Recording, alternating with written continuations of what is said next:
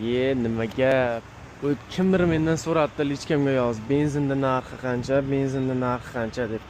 Hozir bu 87 benzin narxi $3.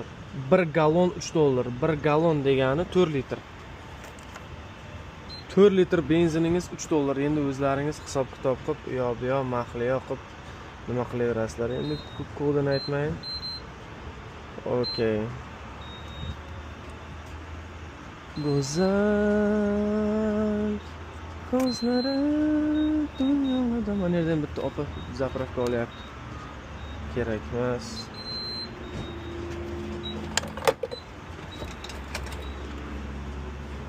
Ters bo'lsangiz ketdi.